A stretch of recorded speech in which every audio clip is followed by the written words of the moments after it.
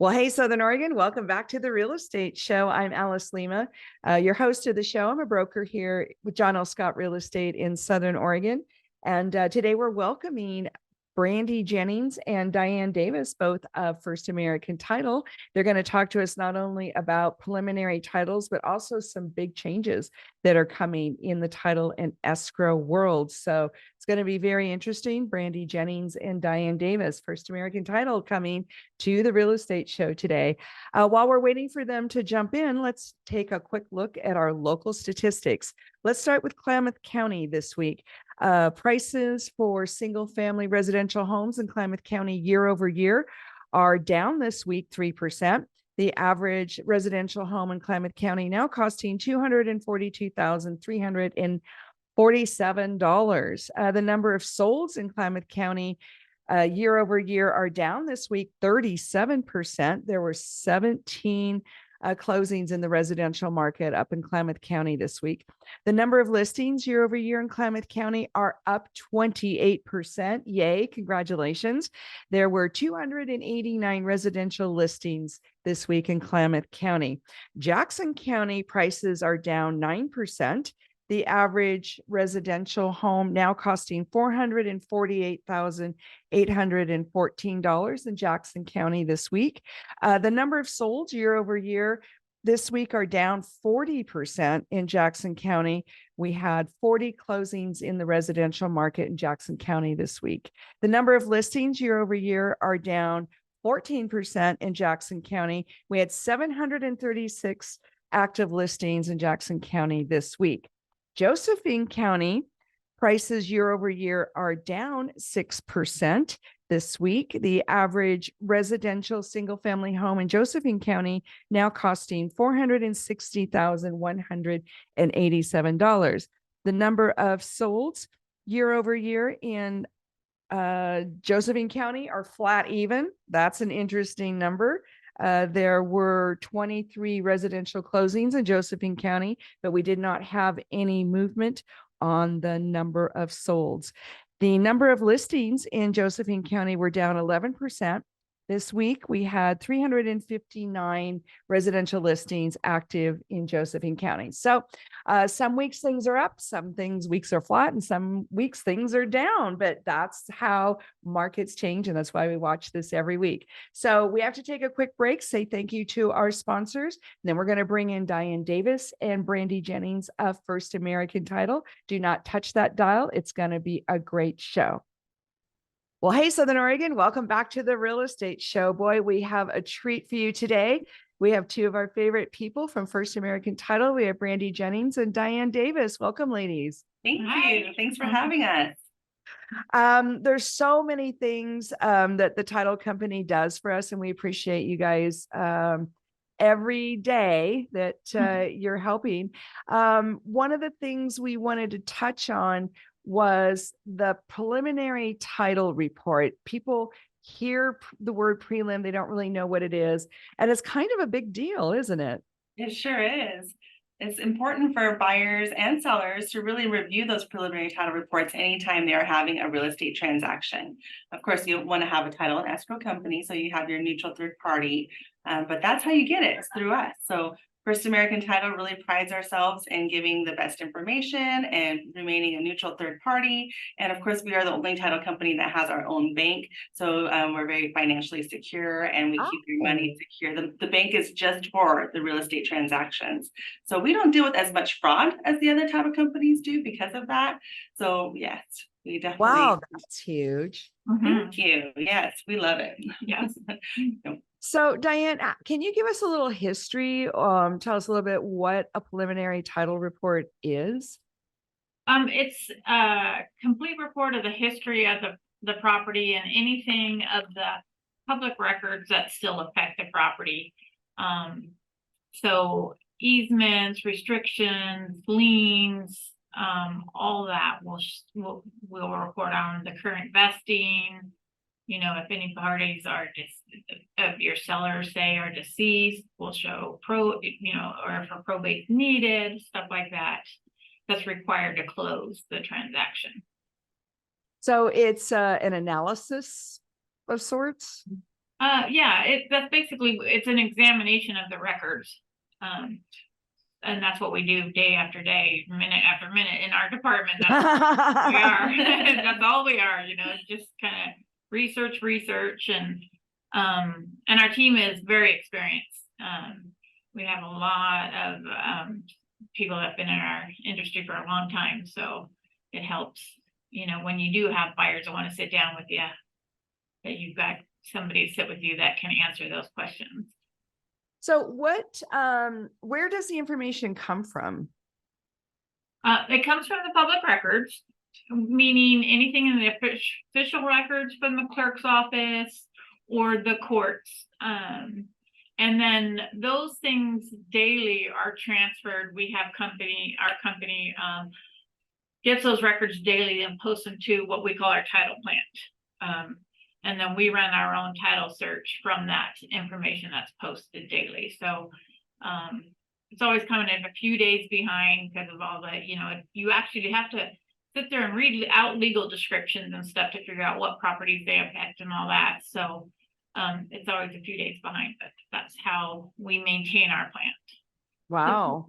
The preliminary title report is basically our commitment that your clients are going to read to go over everything that's going to be covered or not covered in their title insurance policy. So it's going to include names of the parties in the transaction, buyers and sellers, the types of the coverage, owner's policy, lender's policy, and the amounts of that coverage for the title insurance. It's going to show you, conditions of the property that are going to include like easements and liens and judgments, any existing loans that are on there. It'll give you the legal description, a copy of the map of the property. We also provide copies of those recorded documents. And then basically that's our agreement on what's going to be taken care of in that title insurance. So that brings up a really good point because people don't always know what title insurance is and what it's for. Right. So title insurance is different than most insurance. But people think about insurance and they think, okay, I'm going to have to pay a monthly premium forever. Title insurance is a one-time premium. So you're going to pay it the one time, and it's going to cover anything that may have happened in the past. So if you were to buy a piece of property and something came up later, maybe an heir, a past heir shows up on the doorstep of your property and says, hey, this property was left to me by my great-great-grandmother. A relative. I'm sorry. When you said heir, like we're talking about some long lost relative knocks on your door. Right. So then the title insurance is going to take care of that. So if there's, missing heirs, HEIRS, or if there's, liens or something that get recorded after the fact and they were actually a judgment or lien that attached to or belonged to the previous owner or owners before, that's when title insurance is going to come in and just make sure this property is yours. Your title insurance is covering that you are the owner, and it's going to take care of anything that popped up later on. Things that had happened in the past. Yeah. So one of the things that surprises people, I think, is how many times the title report gets checked. Like there's more than one instance. What's all that about?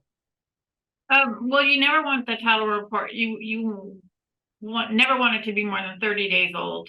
And especially at closing, you want to try to have it within a couple weeks, just to make sure there's no last minute surprises, a lien that hits that, postpones your closing date, stuff like that. And, every time the sales price changes, the buyer changes their name or their if they're going to change it into their trust, the loan amount changes, the lender changes, anything like that, we'll update it. You have to do another one. Yeah, it's just an updated report, but we call it dating down our file, and then we'll revise the title report. Yeah, I think there's a lot of us real estate agents that don't realize every time we renegotiate something, you guys have to do another one. Sorry. That's okay. Well, it's important. No problem. Yeah, we have to search all the public records and just make sure everything is included, deeds, easements, assessments, restrictions on the property, maybe there's civil or probate court records that need to be, taken care of. Maintenance agreements are going to be on there. Any debts and other burdens, those can pop up any day. So it's important for us to keep those title reports updated. About how many times does do the records get checked in, let's say, a 30-day transaction just for a regular house in town? Like, how many times are we talking about checking those records? Well, we really don't unless something is instigating us to do it, like the sales price change or something like that. But then escrow, since they monitor the closing date, they pay attention to the closing date and then request the update from us. Oh, gotcha. So let's talk about the difference between title and escrow, because we do have a lot of people from other places and it's different in Oregon. Yeah, it is very different. It's different animals in Oregon. A lot of them, other states, they're not so much different. In Oregon, escrow handles the closing side and all the funds. They clear the liens that we show. In title, we just do the report, the search the public records, and we issue the title report. And then after it closes, we issue the policy. Yeah, so in Oregon, we need both, right? We have escrow, who's going to be the neutral third party, and they're going to look at every single document and make sure all the X's and I's and T's are dotted and crossed and all that. They're going to handle the money. They're going to talk to the, our title department is great with talking to buyers and sellers and explaining things that are on that preliminary title report. But the escrow officer is going to be the one making sure everyone gets paid and all documents are signed, and working with title and getting everything recorded as well. But right before we close on a transaction, we're going to do that date down that Diane was talking about and make sure nothing last minute has popped up before we change ownership. And always at the time of recording, always. Oh, so very, very last minute. Yes. Yes. Yeah. Wow. Wow. I didn't know that. And all of that's done electronically? Yes. Okay. So back in the olden days, because I hear stories. I was back in the olden days. Yeah, you can ask me this. Yeah. So what was it like, before everything was automated and digitized? What was the actual process? Well, I actually wasn't recording years ago, and I would sometimes make 6 or 7 trips to the courthouse in a day. Carrying the documents over there, waiting for that, racing the other title company so you could be the first one, so your stack got processed first. And then you would, as the day transpired, the clerk's office would leave copies of everything, and we would physically have to stand there and go through them to make sure, nothing was recorded right ahead of us. Oh, wow. Yeah, it was a little bit difficult. Wow. It's way easier now. So now it's done electronically. Yeah. Yeah, that's great. So one of the things that comes up on these searches are names. And sometimes people have a lot of names, and sometimes they have the wrong name. What are some of the things that can happen with that? Well, not only do you have the names, you also have how they're vested in title too, right? So we have to make sure we're dealing with all the right parties. And sometimes things will be recorded incorrectly, and maybe names are spelled wrong. So there may be times where we have to fix the spelling in someone's name, but you're going to see different vestings. That's where you're mainly looking at names, is in the vesting, and then who's going to be buying the property, who's going to be coming into title, and how they're going to be vested. So we always have to have a vesting in there. There's different types of vesting. So most of the time, husband and wife are going to be as tenants by the entirety. Then you have, of course, maybe you have a boyfriend and girlfriend that aren't married, and they maybe don't plan on getting married, but they do want to make sure that if they pass away, the property is going to go to their significant other. So they're going to go into title as rights of survivorship. But then, of course, you have, maybe sisters and brothers that want to go and buy a property together. They're going to go into title as tenants in common, because they're going to actually delegate out who's getting what percentage of the property. So maybe they're going to be 50-50% interest, or 25 and 25, and maybe 25. So with tenants in common, you have to actually say, what percentage of interest that they have. You're going to have trust, people, different entities, LLCs, and all that. Yeah. So yeah, and names like, it's very helpful if you have John Smith coming into title to get a middle name, because It eliminates a lot of stuff that people don't want shown. They don't want every judgment hit against John for us to show those title, well, and that's not necessarily a thing we do anymore because, judgments don't really attach to buyers anymore. If they're getting the purchase money loan, won't jump ahead of that anymore. So it's not that big of a deal as it used to be. Yes, we do ask for extra documentation, if your name is John Smith, maybe where did you live before, what's your middle name? And we'll get a little bit more information, and that way we can decipher if certain liens and judgments belong to them or not. Yeah, wow. There's so much that you dive into in the title company and escrow. We're talking to First American Title today, Brandy Jennings and Diane Davis. Thank you so much for being on. We are going to have to take a quick break here to say thank you to our sponsors. We're gratefully brought to you every week by John L. Scott, Ashland and Medford, the local Rogue Valley Association of Realtors, RVAR, and also Guy Giles Mutual Mortgage Lending. So those are the generous folks that bring you our show every single week. We're going to take a quick break and then come back and talk more with Brandy Jennings and Diane Davis of First American Title. Do not go away. Well, welcome back to the Real Estate Show, folks. We're talking to Brandy Jennings and Diane Davis today of First American Title. Thanks for being on the show, you guys. Thank you. So right before the break, we were talking a little bit about vesting. And that's a term that we use all the time, but can you take just a little step back and talk what vesting is and why you need to have a conversation with the people that you might leave behind should you pass to the great real estate place in the sky? Yeah, your vesting kind of is establishing any future or possible probate issues, or to avoid possible probate issues is probably the better choice and better route to take. So when Brandy mentioned the survivorship, so the husband and wife is tenants by the entirety, that's an automatic survivorship between the husband and wife. You have to be married to get that tenants of survivorship? Tenants by the entirety. Tenants by I'm the sorry, excuse me. I only do Yeah. this every day. I'll be quiet. You do.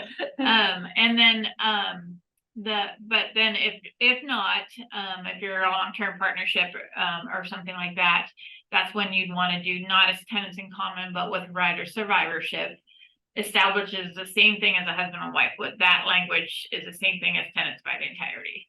Okay. So both would avoid probate. It automatically goes to the other one without Oh, gotcha.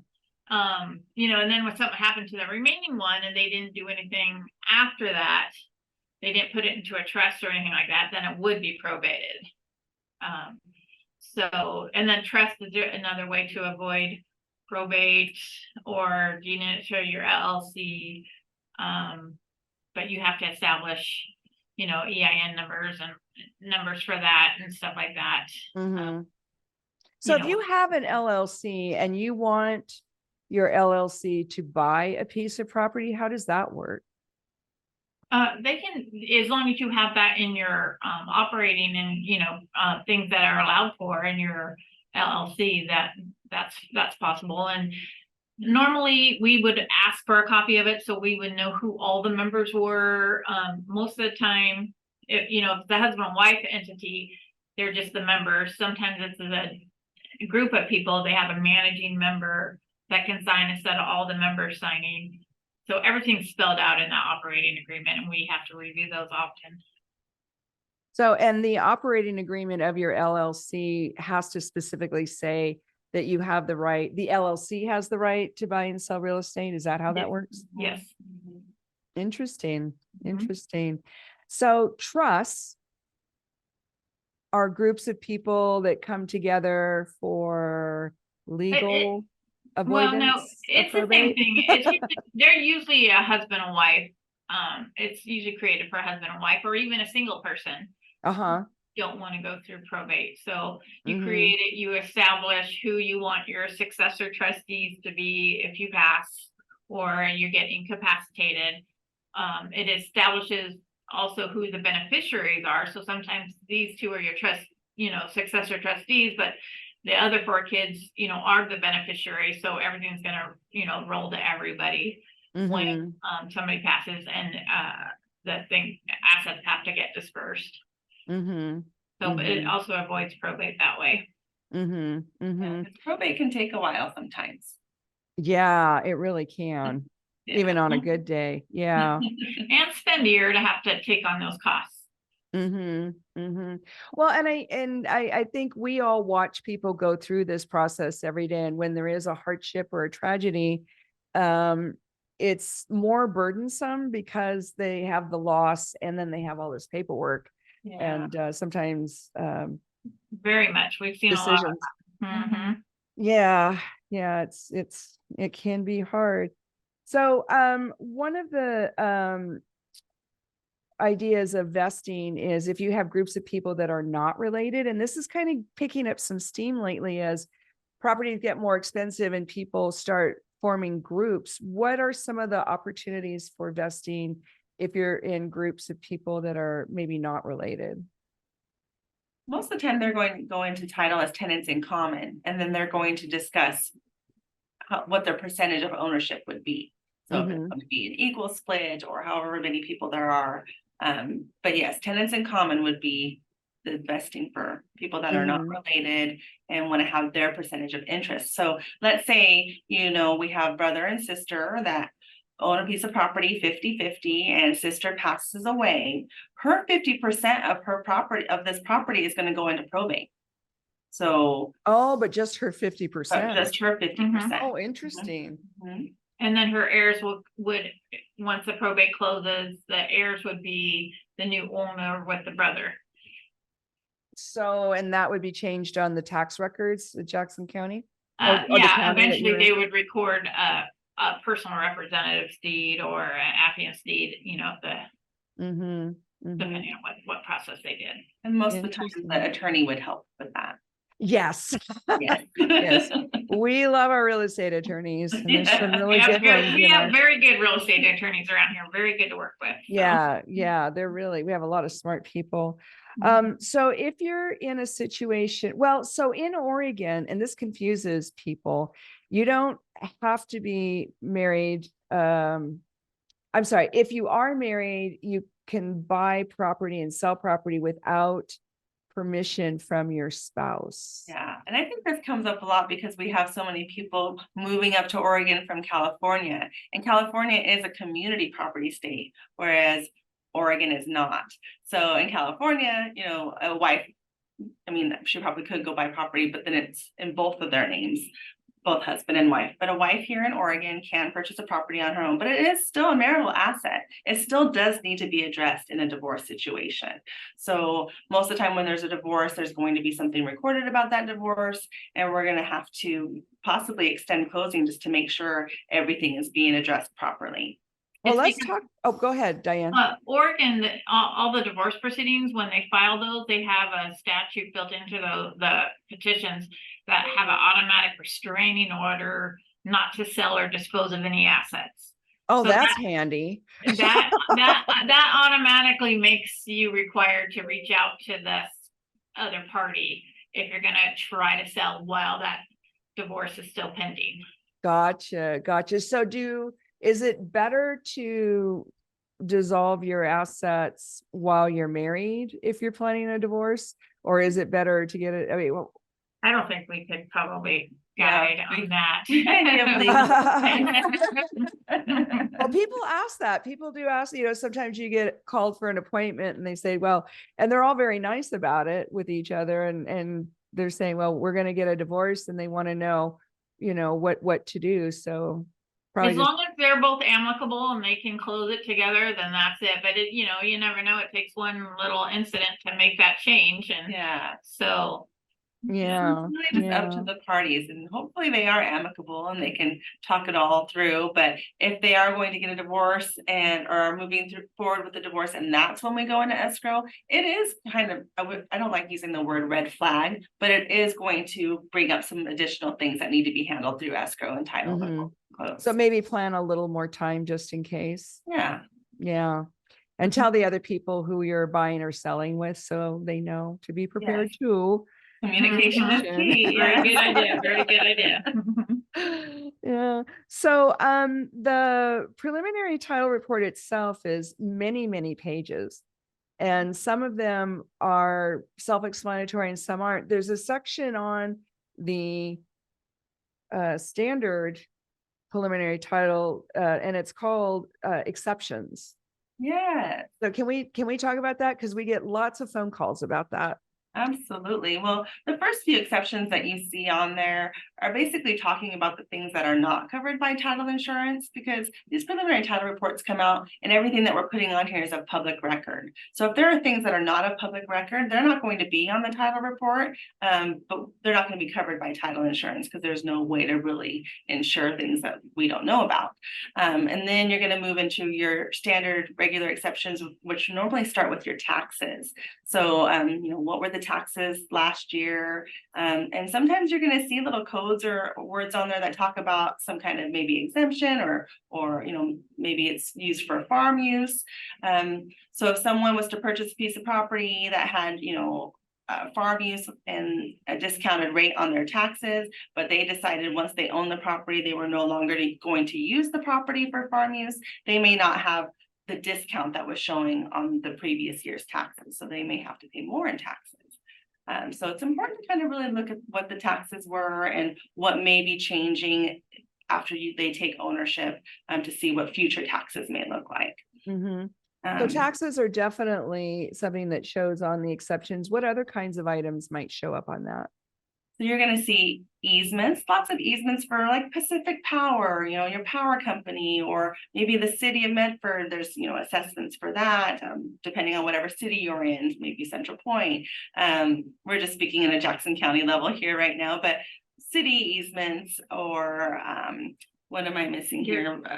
Like restrictive covenants or CC&Rs if you're in a subdivision. Oh, right. And the Yeah. bylaw, then the homeowners association, and that's a good read that everybody, especially if they're worried about being monitored a lot. There's some subdivisions that monitor those more closely than others, so the buyers always want to dig into that. And there's so many different types of easements. Some people will see easement and just skim right over it, but maybe there's, irrigation or water rights, and maybe they just think they have water rights, but just because there is an exception for water rights doesn't necessarily mean they have them. They still have to do their due diligence and contact the water company. What type of water rights do I have?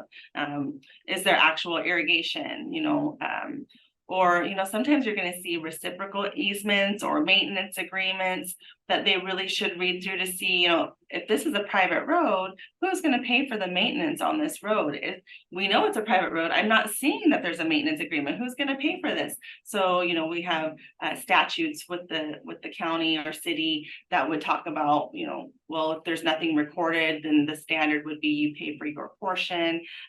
So really important to look at every single one of those exceptions, along with those exceptions for easements and, HOAs and CC&Rs. You're going to see, of course, any deeds of trust that may be attached to the property. Those are loans against the property that need to be paid through escrow before we transfer ownership. And you also may see some judgments or liens, maybe for child support, or maybe a collection that never got paid, or maybe some IRS taxes that never got paid. Those will all attach as well. I know we coming up on another break real quick, but one time we had a engaged couple and one had not told the other about an old DUI that they were making payments on. And there was quite a kerfluffle. We almost didn't have the wedding. Really? Oh, no. Yeah. So that's the other thing. This is all going to be public knowledge, folks. That's right. That's right. So we're talking to Brandy Jennings and Diane Davis of First American Title here locally on McAndrews and Crater Lake Avenue. We're going to have to take another quick break to say thank you to John L. Scott, Ashland and Medford, Guy Giles Mutual Mortgage, and our local Rogue Valley Association of Realtors. You can catch a repeat of this broadcast tomorrow, Sunday at 6 p.m. So stay tuned for more Brandy Jennings and Diane Davis. We'll be right back. Well, hey, everybody, we're finishing up here with the real estate show. We've got Brandy Jennings and Diane Davis, First American Title, talking about preliminary titles. And one of the things we were mentioning during the break you guys brought up was, we jokingly called it the thorn in your side, but it has to do with access. So let's hear what that's about. Yeah, very important. You know, whenever you're looking at your title report and you don't abut a public road, and sometimes even when you do abut a public road, but you know you're traveling over the neighbor's property to get to your property because you have a shared driveway. But in either case, if you know you're not accessing direct into your property, you always want to make sure you have an appurtenant easement, meaning benefiting easement, and it benefits and runs over the neighbor's property for the benefit of your property to provide access. Or sometimes you're way out and you see a lot of properties saying, hey, we back up to, you know, BLM, and you know, there's no, sometimes that access is over the BLM land before you get into your parcel. So you have to have a permit to cross over the BLM land to get to your property. So you just always got to make sure what properties you're crossing over before you get to your property, and have either easements from the private land owners or permits or casual license use agreements from the government, the BLM. So how does that work with, I'm sorry, go ahead. Or Forest Service, sometimes we see too. So are those permits temporary? Is that why you have to keep getting? Oh, yes. Yeah, each property owner has to reapply for their own use, unless you're in a area that they call a casual use area, which some of the areas offhand I can think of is like out past Cantrell Buckley on that road out there. They have some casual use areas where they just issue a blanket letter saying, yeah, these properties all use this road and it's fine. They don't need a permit. But if you're not in one of those scenarios, the permit goes only to the party that actually lives there at the time. So it doesn't transfer automatically from buyer to buyer. Interesting. And you know, we have so much wildland around us, plus farmland. And I didn't clue in until right this second, and I apologize, but you guys' job is actually kind of hard because you're not just dealing with our little urban areas. You're going all the way out to public lands, rural property, riverfront. There's a lot of issues that are unique to each one of those types of property.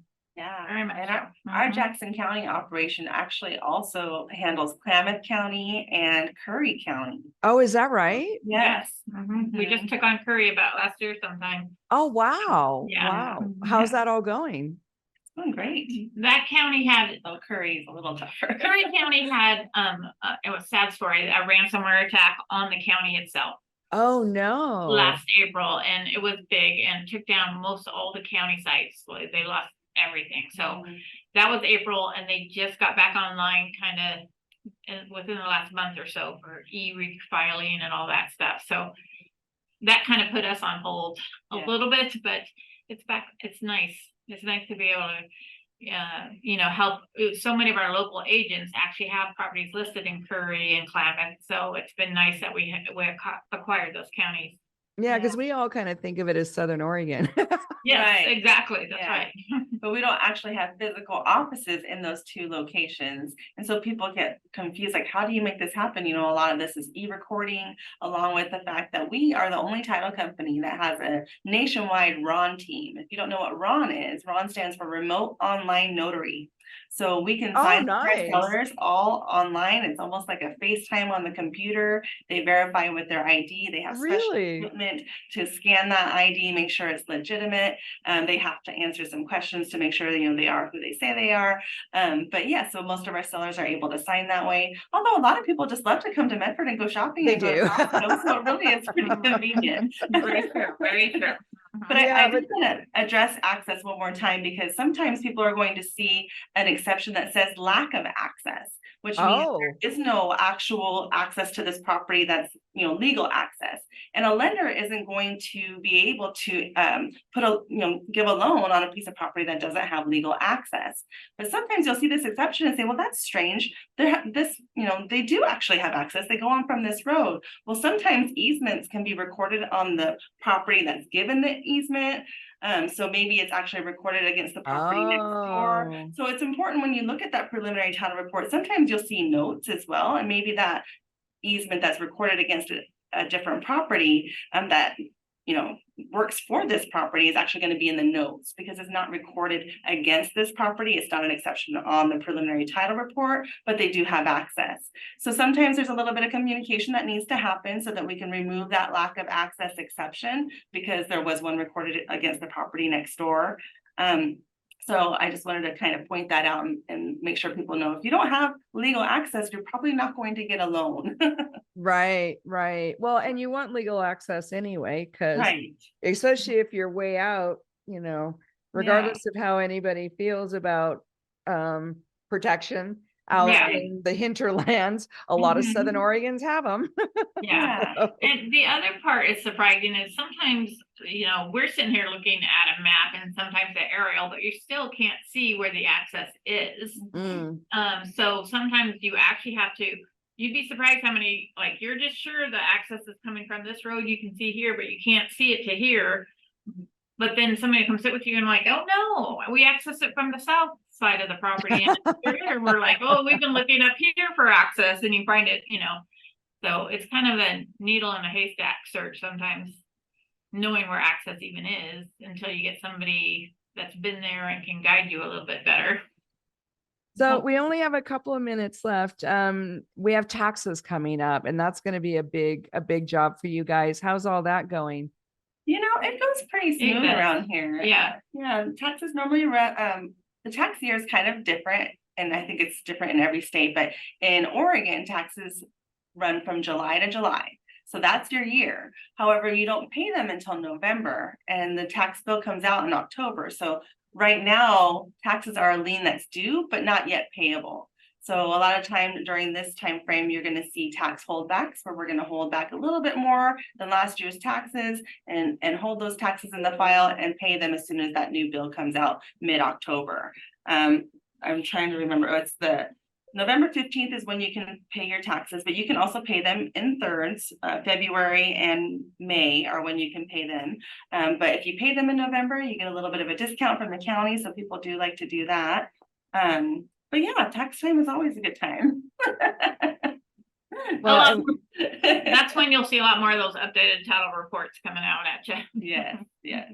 Because you're getting through the crunch of the taxes. Yeah, that's right.